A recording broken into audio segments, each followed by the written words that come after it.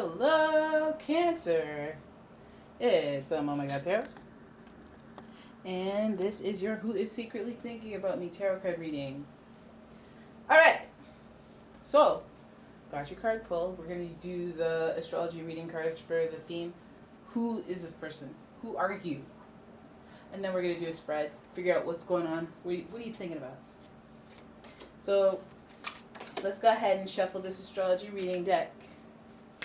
And Cancer. Let's see what you got. Here we go. Alright. First card. Hey! Don't play around with me. First card. Pisces. The energy is wistful, endlessly loving, compassionate, and forgiving. It confuses even the softened. It confuses and softens resolve. Next card you got is Pluto. Your ability to transform, take a big leap forward, and rebirth. Ooh, this person's deep. And your final card, Libra. This energy is diplomatic and gracious. It seeks harmony and balance in relationships. Okay. I like it. So here we go. So this person could be a Pisces, yeah, for sure. Hopeless romantic. So the feelings, I would go with romantical ones or fond feelings towards you. This person is lovey-dovey. They might have the love goggles on for you. Then we have Pluto, which this is more than just a crush. This is like they've changed. They've become somebody that really admires someone like you, or they have become something that can appreciate you as a result of their evolution, or they are changing and that's why you're so appealing. Then we have Libra. And Libra, what is Libra about? Balance. So this person, the way they see you, it probably brings balance to them. And Libra is associated with the 7th house, which is the house of relationships, partnerships, marriage. So this person is like, it's like a deeper, like, it's not like, I think I have a crush. It's more like I think there's a real deep connection here. Like, I don't know why there's so much synchronicity when it comes to you.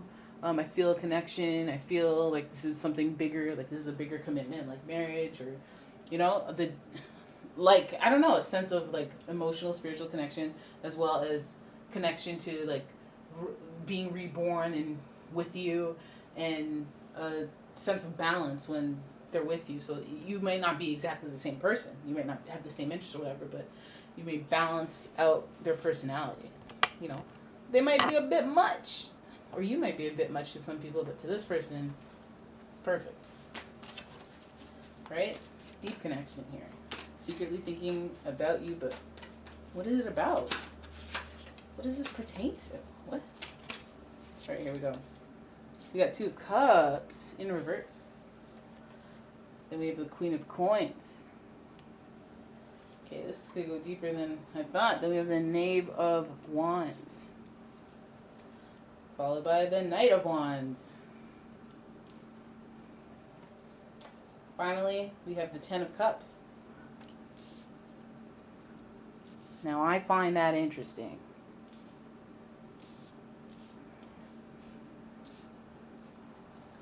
Sit on that. Right, so 2 of Cups, we have a breakup. Now this breakup, see, this is why the connection could run so deep. Because I'm like thinking, hey, you're not going to meet somebody out of nowhere and then be like, oh wait, you mean more to me than... Like, there could be some doubt in it if somebody has such a great connection to you when they don't know you. But 2 of Cups is like, this is rooted in a breakup. This was a union that was separated. A connection that was once upward and bright and loving and spiritually connected, and then it wasn't. Right? It could be a long time coming, It could be a relationship that was like a will they, won't they. Circumstances happen, and it turned out that they won't. That could be the acknowledgement at the beginning of this connection. We have the Queen of Coins, which I was like, okay, wait, so somebody's trying to get some opportunity out here? Somebody's trying to be generous with their possessions? What? Is that you or is that them? Whether you've been generous to them, it would make sense. I mean, there's Pisces energy hovering near, there's Cancer energy hovering near.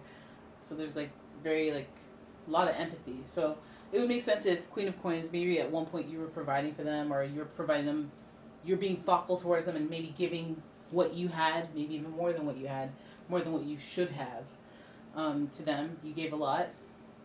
You offered a lot. This could be one of those situations where you were supporting that person and like you took on too much of their burdens, and then you resented them or something. Maybe they had to grow up and be reborn as an adult instead of being, useless. It could be one of those scenarios. The Queen of Coins is also somebody who's very like, they're not authoritarian. They're authoritative, their position, and they are just trying to be compassionate about opportunities when they hand it out. So this person could be associated with that. And then we have the Knave of Wands, somebody who's curious and passionate about their creativity. And then you have the Knight of Wands. So once we go to the Knight from the Knave, this is like somebody who, when they met you, they were more curious about you than they were like deeply connected and interested. They were more like, oh, what's that? You look like fun. Like, you look like a great time. You look like a fire time. Remember, fire people, they're emotional too, but they're not like a deep emotion. They're like surface level emotion. And then, so just because the Knave of Wands is like, just because he's in reverse, it's more like Knave of Wands. He was curious, but he may have gotten burned in his curiosity. Curiosity killed the cat type thing. Knave of Wands is recognized as immature. The Knaves, the Page, they're the princess. They're inexperienced. It's not like they go out of their way to be immature, and it's just they're inexperienced, so they don't know. They're curious, but they don't know where that curiosity is going to lead. And it seems like this person, yeah, sure, it may have not worked out, or there may have been a separation between you, whether that was circumstances or not, but it could have something to do with opportunities, and it could even have something to do with a mother, a grandmother, a prominent female figure, a pronounced female figure. But I think that this person, it started off as curiosity and something they didn't really take seriously. And then it ascended into the Knight of Wands, where I'm like actually coming at you with the fire. I know what I'm dealing with. I know who you are. I understand what I'm getting into. This isn't like one of those like, oh crap, I lost you now. I just want you back because I'm desperate now. Or like, it's one of those like, I left, saw what's out there. Things just didn't work out in the past, and like, but then when I turn around and think about it, I always thought about you. So it was more than curiosity. I've proven that to myself. And there's more of a deliberate fire. There's not like a berserk inferno. Okay, there's like a flamethrower gun. There's fire, there's passion, but it's in control. There's control here. There's very deliberate use for it. 10 of Cups, what's that use? Boy, if you don't get, that's a happy ending, if I do say so myself. 10 of Cups is one of those like, I got it. This whole thing came full circle. I understand the law of attraction. This is like manifestation. This is like looking at a journey. We started off, we were kind of interested, but not really. We broke up. We went on one day and then we ended it because he moved, or she, opportunity came along, or mother didn't approve, or something that's tangible happened. Like I had to move. Couldn't be together, or I got a promotion, had to move. Got like, you worked the day shift, I worked the night shift. Couldn't work. Logistics, anything tangible. It physically couldn't work between us at that time.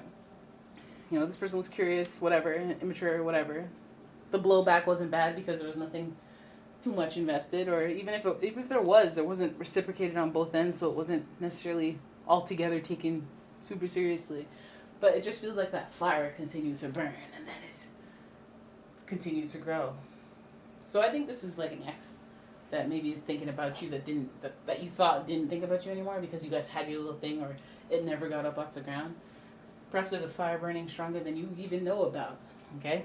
But either way, whatever part of that journey enters your orbit, it's part of a greater story that leads to some sort of happy ending or some sort of spiritual validation as to why that journey was you had to go on it, right? You have some type of conclusion emotionally, and just because we're starting off with it's almost like maybe the conclusion you get is from, oh, that's why we had to break up then.